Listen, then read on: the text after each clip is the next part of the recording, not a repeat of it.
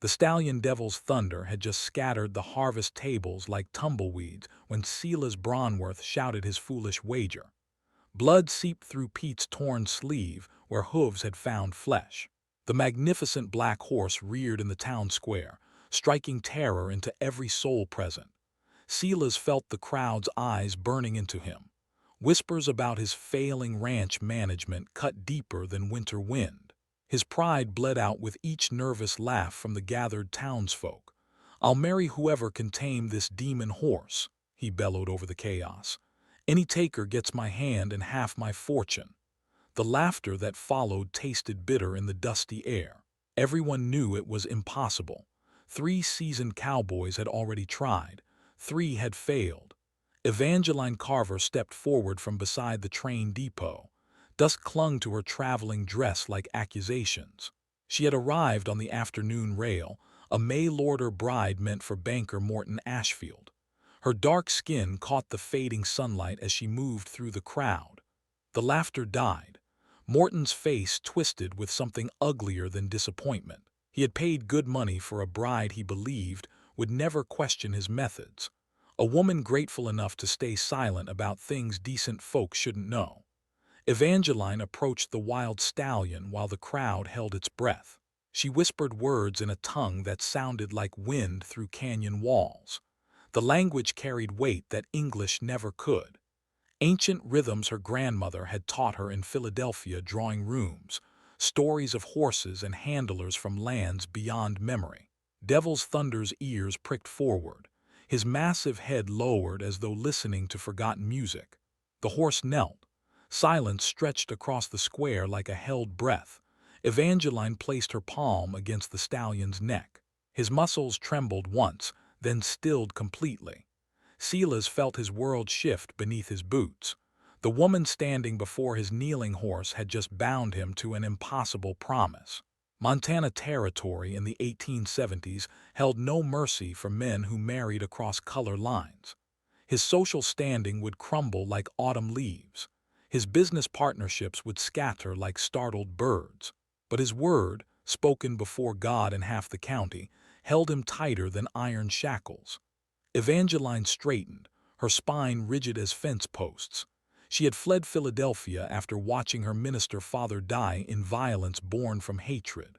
Her trunk still carried herbs and remedies passed down through generations of women who understood horses better than most men understood themselves.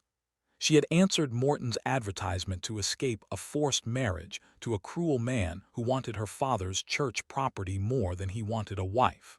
One unwanted marriage had just become another. Morton stepped forward, his banker's smile sharp as broken glass. "Now see here, that woman is contracted to me, legal papers and all."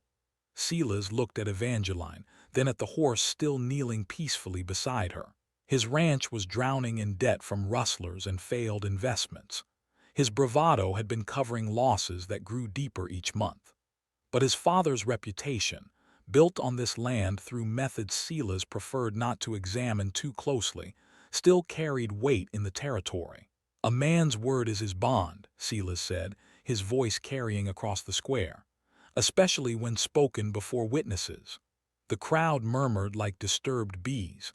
Some nodded approval at a promise kept.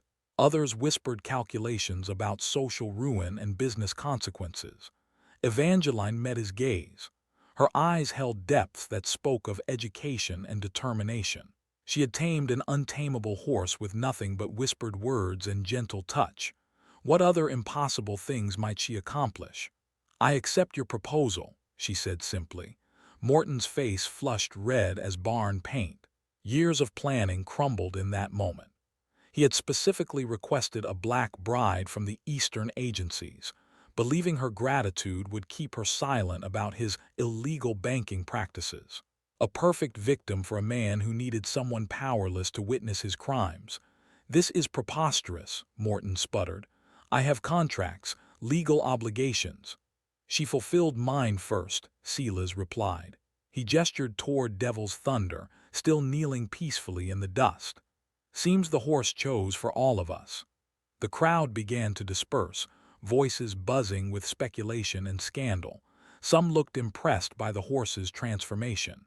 Others cast suspicious glances at Evangeline, wondering what kind of woman could accomplish such a feat. Silas extended his arm formally. Evangeline hesitated only a moment before taking it. Her touch was lighter than expected, but her grip held steady strength. They walked toward the church while Morton's angry voice faded behind them.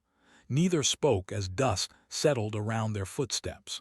Both understood they had entered into something neither had planned, with consequences neither could fully predict. The minister looked startled when they appeared at his door.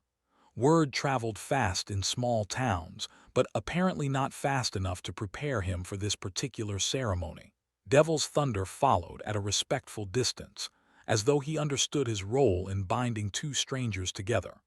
The horse that no man could tame had become the unlikely witness to a marriage born from desperation and sealed with impossible magic. The ceremony lasted 10 minutes, vows spoken like business transactions, rings borrowed from the minister's wife. Evangeline's hands remained steady throughout, though her knuckles had gone white against her dark skin. Silas watched her sign the marriage register with precise penmanship, each letter formed with the care of someone who had been educated well beyond what most expected. Her signature carried authority that made his own scrawl look childish. They rode to the ranch in silence.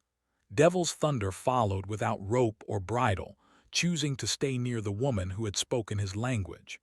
The other horses in Silas's string watched nervously as the stallion passed, sensing a shift in the natural order. Evening shadows stretched across the valley when they reached the main house. The building sat weathered and proud against the Montana sky, but Evangeline noticed things others might miss. Paint peeling around window frames, fence posts leaning at angles that spoke of deferred maintenance, a barn door hanging crooked on rusted hinges. "This will be your room," Silas said, opening a door to a space that smelled of disuse. Dust motes danced in the last rays of sunlight. "I'll take the one across the hall." Evangeline set her single trunk beside the narrow bed. Everything she owned in the world fit inside that battered container, books mostly. Her father's medical journals, packets of seeds her grandmother had saved, dried herbs wrapped in cloth that still carried the scent of the Philadelphia row house where she had learned their uses. "There's food in the kitchen," Silas added. "Help yourself to whatever you need." He left her alone with the settling darkness and the weight of choices that had brought her here. Sleep came fitfully. Every sound seemed amplified in the strange house. Wind rattling windows, floorboards creaking as the building settled. Somewhere in the distance, horses nickered softly to each other in the night. Dawn broke gray and cold. Evangeline found coffee already brewing in the kitchen. Silas sat at a scarred wooden table, ledger books spread before him like battle plans. Numbers filled the columns in red ink that told stories of money flowing out faster than it came in. "Ranch hands will be here soon," he said without looking up. "They might need time to adjust." The words carried weight beyond their surface meaning. Adjust to having a black woman as their boss's wife. Adjust to changes they couldn't yet imagine. Adjust to a world that had shifted overnight in ways that made some men uncomfortable. Evangeline poured coffee into a chipped cup. The bitter taste reminded her of mornings in her father's parsonage, when he would prepare sermons about justice and mercy, while she ground herbs for the sick who came seeking help. The first ranch hand arrived as the sun cleared the eastern mountains. Charlie Webb, weathered and suspicious, tipped his hat with careful politeness. His eyes held questions he was too well-mannered to voice. 3 more men followed. Each offered the same respectful greeting. Each carried the same unspoken uncertainty. "Show me the horses," Evangeline said to Silas. They walked to the main corral where a dozen animals stood in various states of health and training. Evangeline saw what the men had missed: a mare favoring her left front hoof, a gelding with dull eyes that spoke of worm infestation, a young stallion with scars across his flanks from harsh treatment. She entered the corral without invitation. The horses lifted their heads, nostrils flaring as they caught her scent. Something in her presence made them curious rather than afraid. The limping mare approached first. Evangeline ran her hands along the animal's leg, feeling for heat and swelling. Her fingers found the problem immediately. A stone lodged deep in the hoof, infected and painful. She needs this removed, Evangeline said, and poultices for the infection. Charlie Webb watched from the fence rail. Been meaning to have Doc Morrison take a look. No need. Evangeline's voice carried quiet authority. I can handle it. She spent the morning working with each horse. Gentle touches revealed problems that had gone unnoticed. Knowledge passed down through generations of healers guided her hands as she assessed each animal's needs. The ranch hands gathered to watch. Their skepticism gradually shifted to something approaching respect as they saw results their eyes couldn't deny. Meanwhile, in town, Morton Ashfield sat in his bank office planning revenge. The loss of his intended bride stung worse than financial setbacks. He had spent months arranging for the perfect victim, a woman who would be grateful enough to never question his methods, powerless enough to never expose his illegal practices. Morton opened his desk drawer and pulled out correspondence from the mail-order bride agency. He had been specific in his requirements. A black woman from the East, educated enough to help with his books but isolated enough to stay silent about what she learned. The perfect witness to his crimes who could never testify against him. Now that plan lay in ruins because of Sela's Bronworth's stupid wager and that woman's impossible gift with horses. Morton began drafting letters to certain associates, men who shared his views about maintaining proper social order, men who believed some changes threatened the natural way of things. If legal means wouldn't return his property, perhaps other methods would prove more effective. Back at the ranch, Evangeline finished treating the last horse as storm clouds gathered overhead. The animals seemed calmer already, sensing care they hadn't received in months. Where did you learn all this? Silas asked. My grandmother, Evangeline replied. She taught healing to anyone who needed it, animals and people both. Thunder rumbled in the distance. The first drops of rain began to fall, turning dust to mud and filling the air with the scent of possibility. Evangeline watched Silas struggle with numbers that wouldn't balance. The ranch was bleeding money through rustling and poor management, but the land held potential that better care could unlock. Let me see those books, she said. Silas hesitated. Sharing financial troubles with a woman he barely knew felt like exposing weakness. But the red ink told stories that couldn't be hidden much longer. Evangeline studied the ledgers with the same careful attention she had given the horses. Her education showed in how quickly she grasped the problems. Her father had trusted her with church finances. She understood money and its movements. You're losing cattle to theft, she observed, but also to poor grazing management. The rain grew heavier, drumming against the windows and washing the world clean. Change rode in on the storm winds, whether they were ready for it or not. 3 weeks passed before the neighboring ranchers came calling. Word had spread through the valley about miraculous healing happening at the Bronworth place. Horses that had been written off as worthless were now working strong. Sick animals were recovering faster than anyone thought possible. Evangeline worked dawn to dusk in the corrals and pastures. Her hands moved with certainty born from generations of knowledge. Plants her grandmother had taught her to recognize grew wild in Montana soil. The same healing properties, under different skies. She brewed teas from willow bark for horses with joint pain, mixed poultices from prairie sage for wounds that wouldn't close, fed bitter herbs to animals whose eyes had grown dull from parasites. The ranch hands stopped questioning her methods when they saw results. Charlie Webb, the most skeptical at first, now followed her recommendations without argument. The other men watched her work with growing respect that had nothing to do with her position as the boss's wife, everything to do with her undeniable skill. Silas found himself studying Evangeline when she wasn't looking, the way she moved through the herd with complete confidence, how she never raised her voice but somehow commanded immediate attention from 1,000-pound animals. Her presence brought peace to creatures that had known only harshness. She was transforming his failing ranch into something he barely recognized. The financial ledgers still told grim stories, but fewer horses were dying. Productivity was climbing. The animals worked harder and stayed healthier under her care. Morton Ashfield noticed the improvements too. His bank held the mortgage on several neighboring ranches. Information flowed to him through a network of men who owed him money or favors. What he learned made his anger burn hotter. That woman should have been his. Her knowledge should have served his purposes. Her abilities should have made him wealthy instead of enriching Sela's Bronworth. Morton began spreading different kinds of stories. Whispers about unnatural methods. Questions about how a woman could accomplish what experienced horsemen couldn't. Suggestions that some knowledge came from sources decent folk shouldn't trust. The word witchcraft never crossed his lips directly, but it hung in the air around his conversations, poisoning minds that were already suspicious of change. On a Thursday morning, rancher Thomas Kellaway rode up to the Bronworth place leading a limping horse. The animal's leg was swollen from fetlock to knee.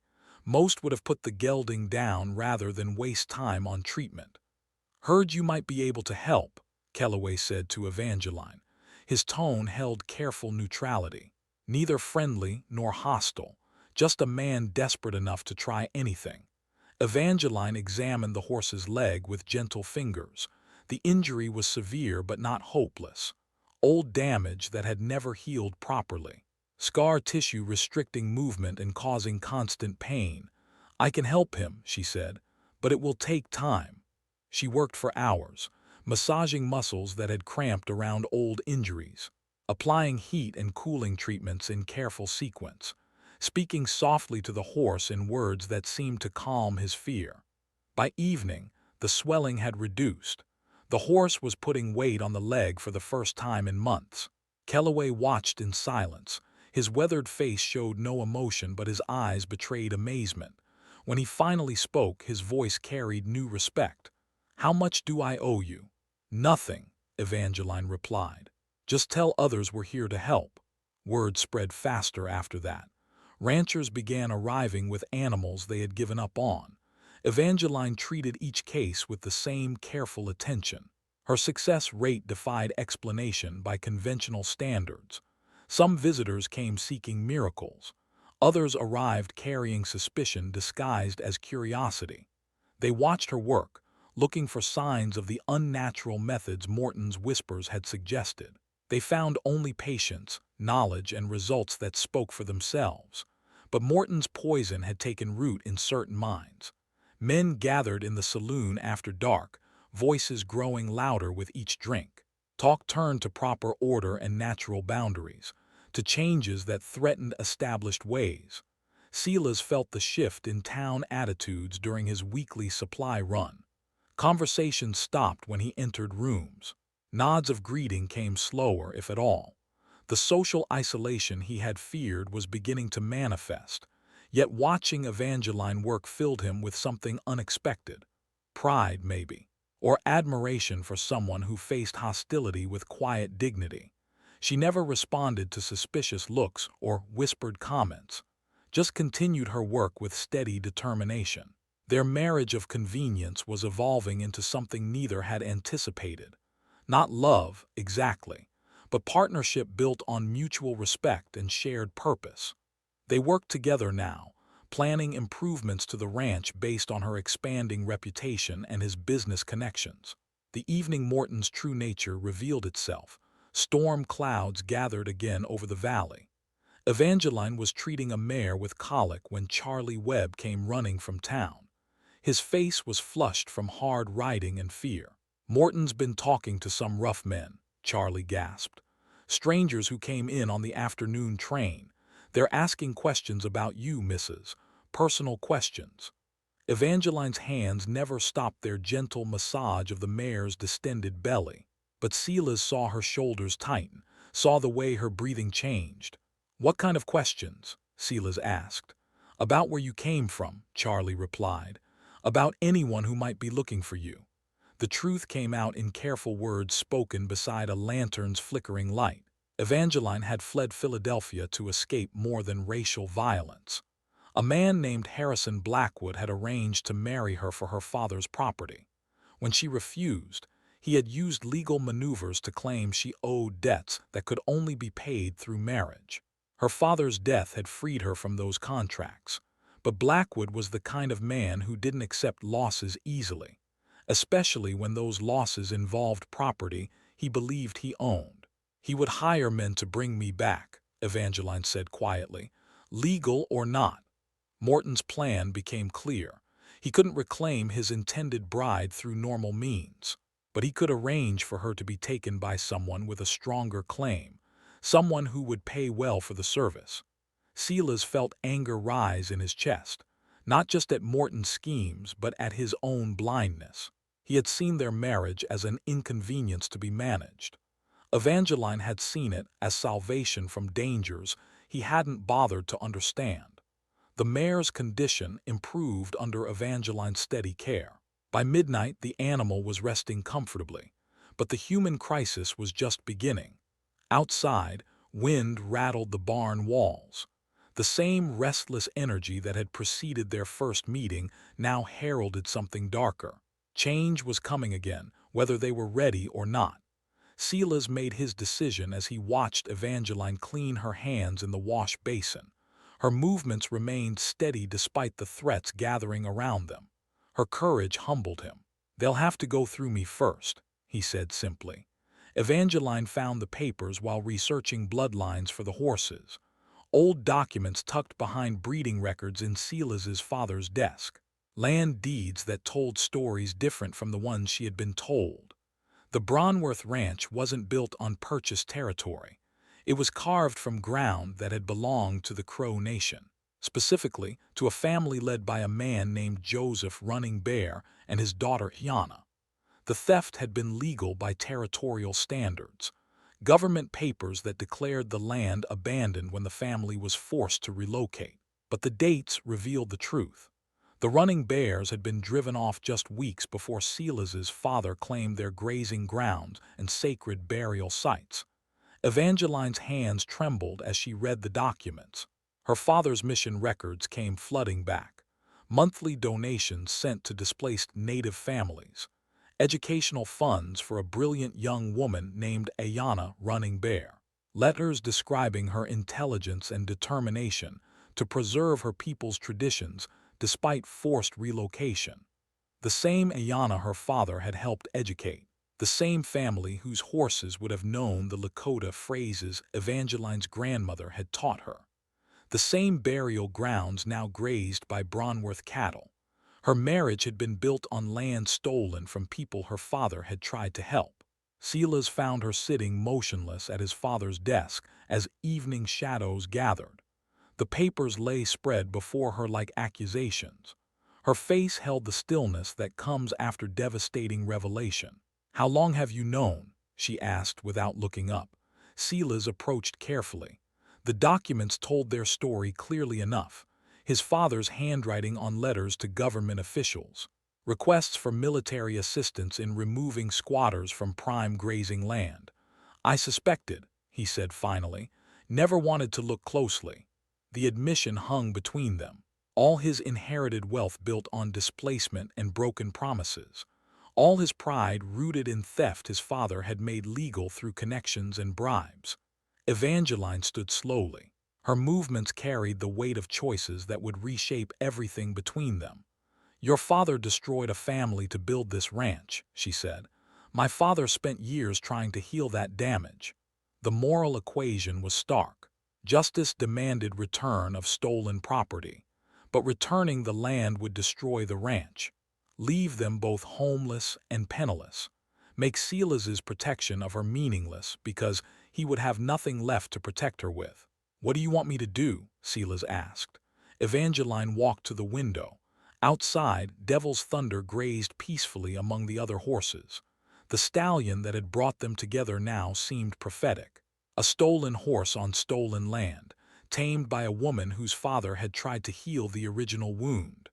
"I don't know," she said quietly. The next morning brought visitors that complicated everything further. 3 riders approached from the east. their dust cloud visible long before their faces became clear. Professional men who sat their saddles with the confidence of those accustomed to taking what they wanted. Harrison Blackwood had come for his property. Morton rode with them, his banker's smile sharp with satisfaction. Behind him came two men whose clothing marked them as city dwellers but whose bearing suggested familiarity with violence. They carried papers that claimed legal authority to retrieve stolen goods. Evangeline watched their approach from the kitchen window. Her coffee cup remained steady in her hands despite the tremor in her chest. She had known this moment would come, had prepared for it during sleepless nights since Charlie's warning. "They can't take you," Silas said. "You're married now, legally protected." "Harrison's lawyers are very creative," Evangeline replied. "They'll find ways to challenge the marriage, claim fraud or coercion, make arguments that certain ceremonies aren't valid." The riders pulled up outside the main house. Morton dismounted first, his movements eager with anticipated triumph. The two strangers remained mounted, hands resting casually near their coat pockets. Silas stepped onto the porch before they could knock. His rifle leaned against the doorframe within easy reach, not threatening but visible.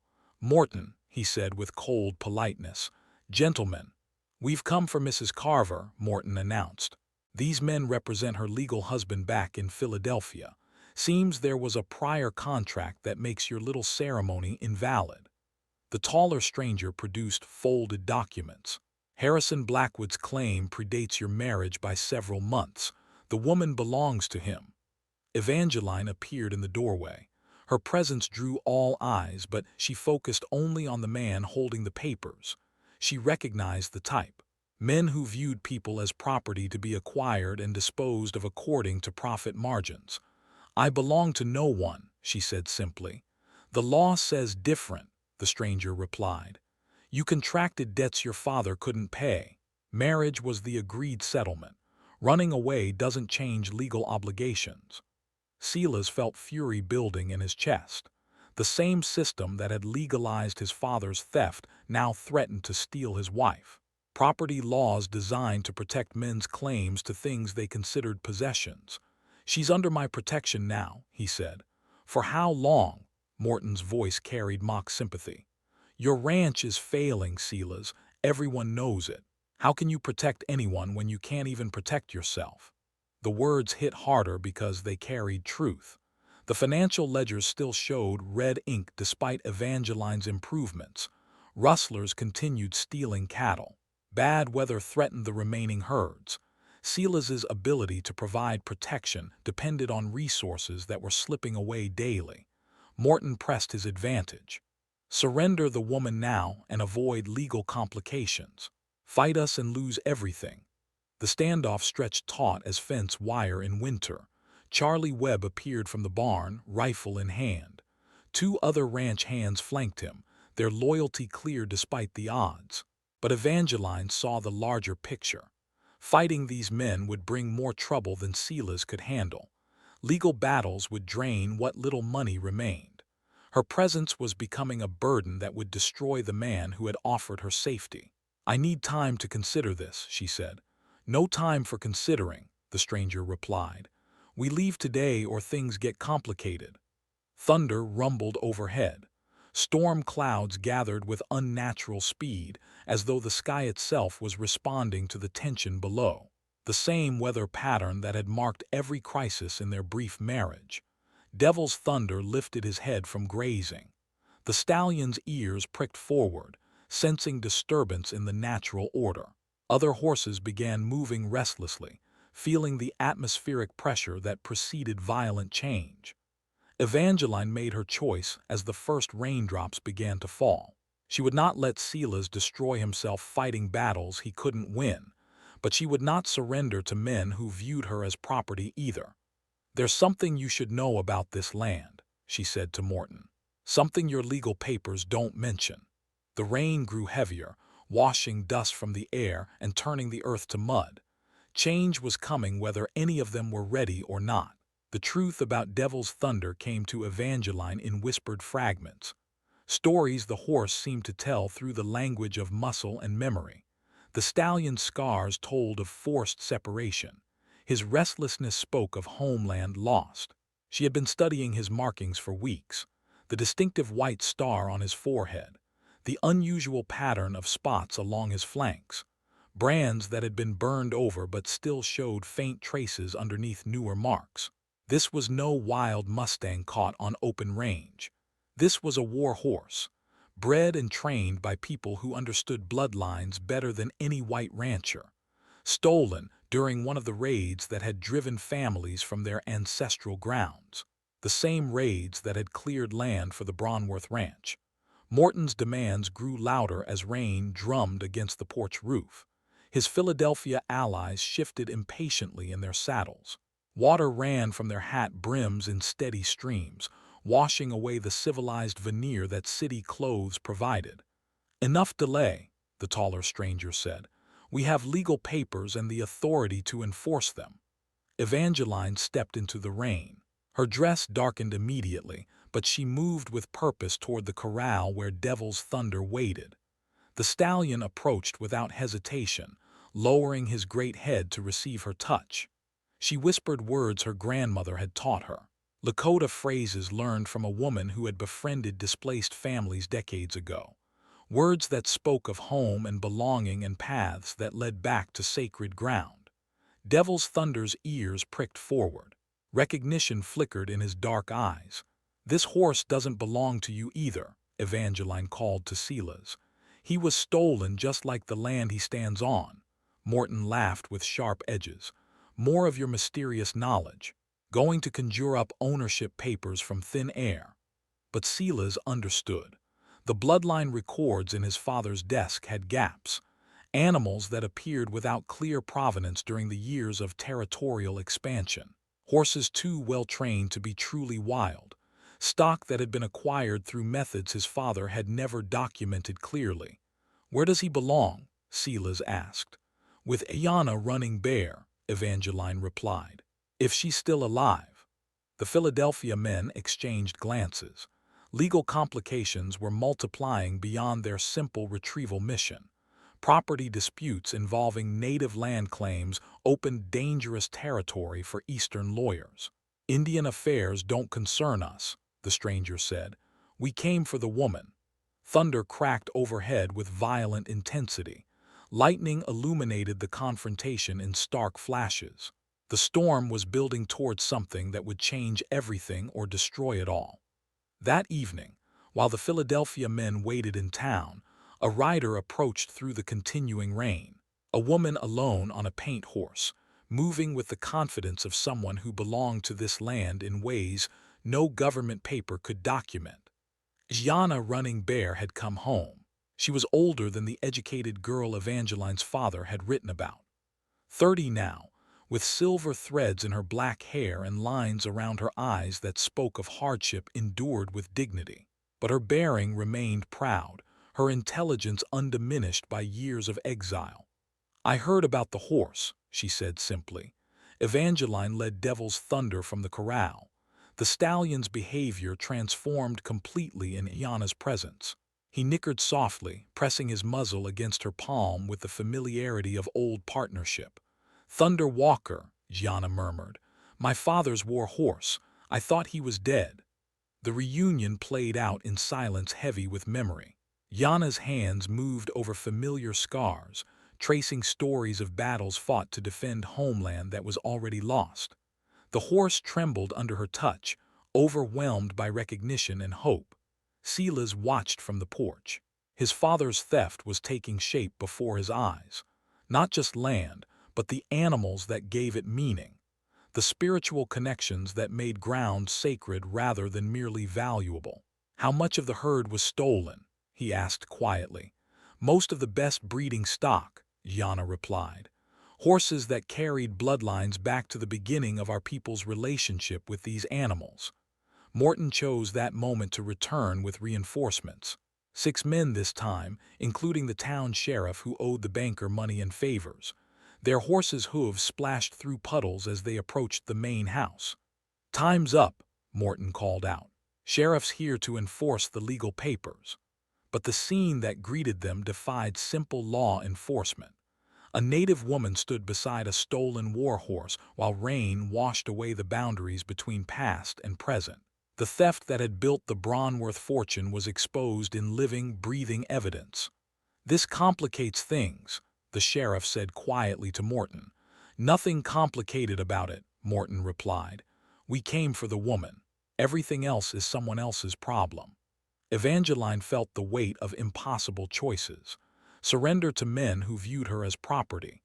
Stay and watch Silas lose everything fighting battles he couldn't win. Or find a third path that honor could accept. She made her decision as lightning split the sky again. "I'll return with you willingly," she told the Philadelphia men, "on one condition." The taller stranger smiled with satisfaction. "You're not in a position to make conditions." "Actually, I am." Evangeline's voice carried quiet authority. "Because you need me to come willingly or face federal charges for kidnapping across territorial lines." The legal reality was more complex than simple retrieval papers suggested. Territorial law enforcement had limited jurisdiction over federal crimes. Taking an unwilling woman across state lines opened dangerous precedents. "What condition?" the stranger asked reluctantly. Evangeline looked at Silas, then at Ayanna still standing beside Thunder Walker. The moral equation demanded balance. Justice required acknowledgement of all the thefts that had brought them to this moment. "The horse goes back to his rightful owner first," she said, "and enough land to graze him properly." Morton's face flushed with rage. "You can't negotiate away other people's property." "Watch me," Evangeline replied. Silas stepped down from the porch. Rain had soaked through his shirt, but his movements carried new determination. Watching Evangeline sacrifice herself to protect him had clarified everything about who deserved protection and who deserved to pay for past crimes. "She's right," he said. "Some debts need settling before others." The Philadelphia men found themselves caught between competing legal claims and moral complexities their simple mission hadn't anticipated. Rain continued falling, washing the ground clean for whatever grew next. Change was coming whether any of them were ready or not. Silas made his choice as dawn broke through the storm clouds. He led Ayanna and Thunder Walker to the eastern pasture where sacred burial mounds rose from prairie grass.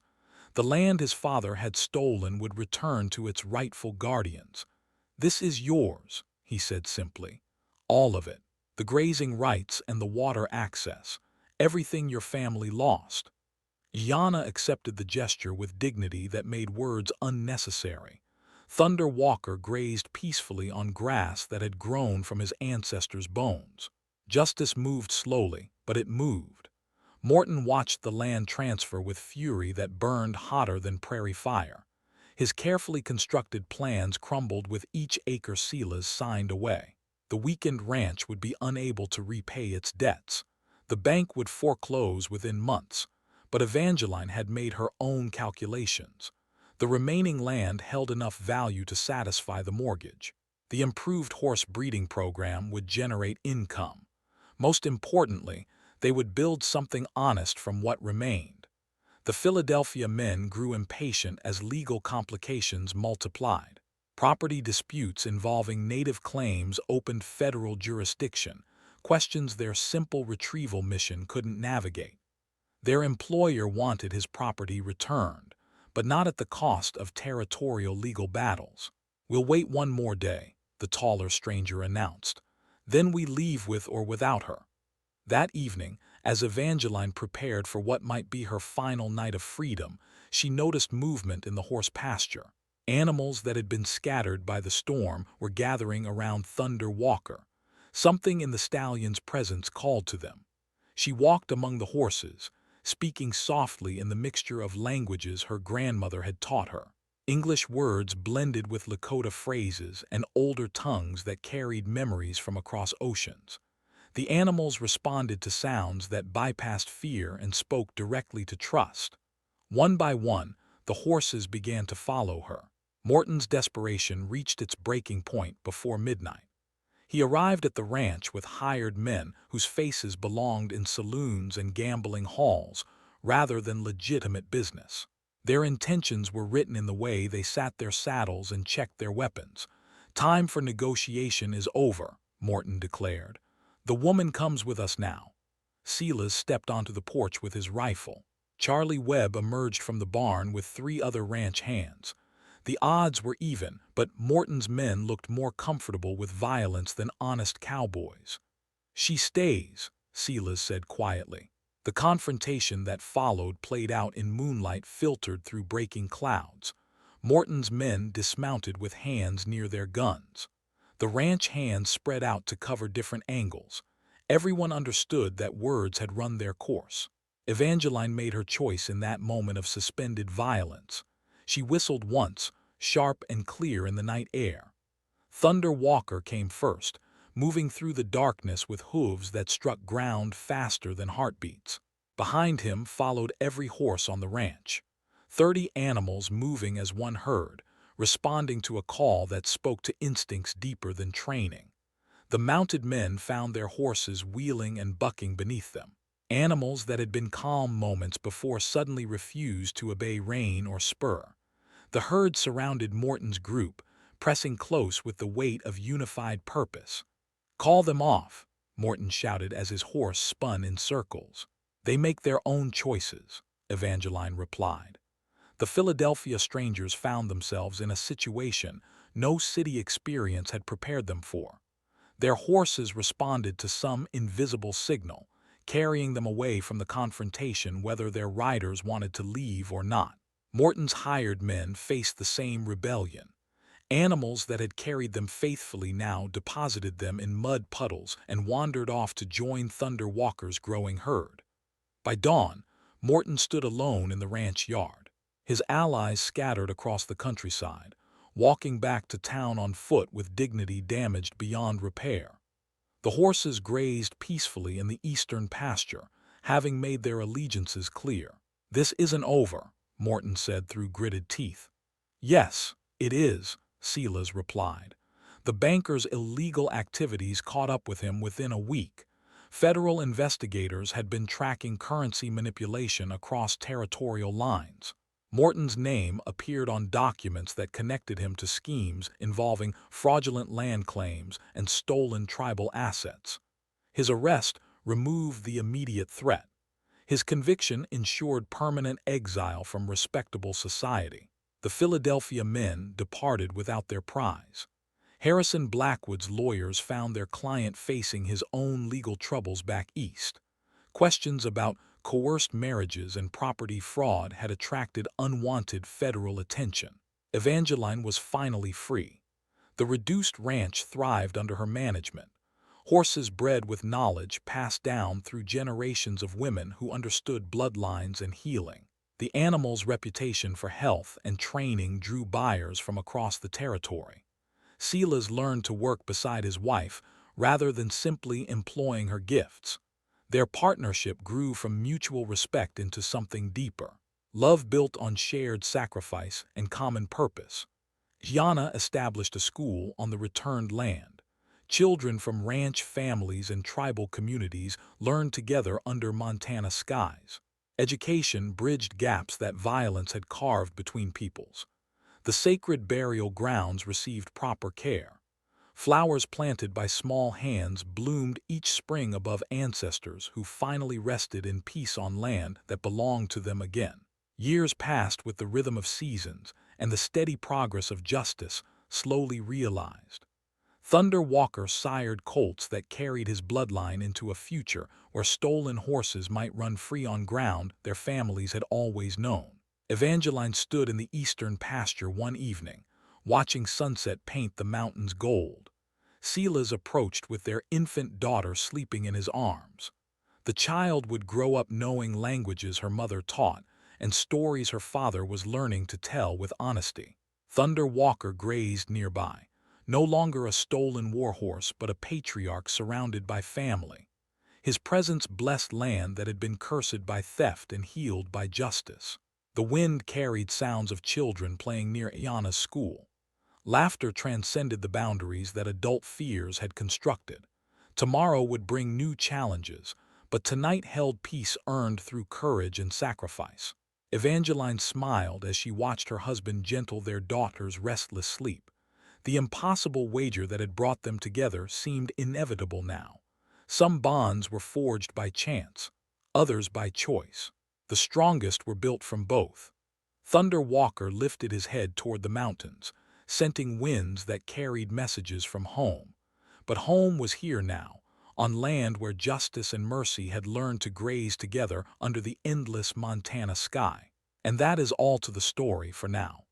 Please let me know where you are tuning in from. Perhaps we will create a story there. Consider liking this video and subscribing to our channel. And if you enjoy our content, click this video on your screen. I promise you it's worth watching. See you tomorrow.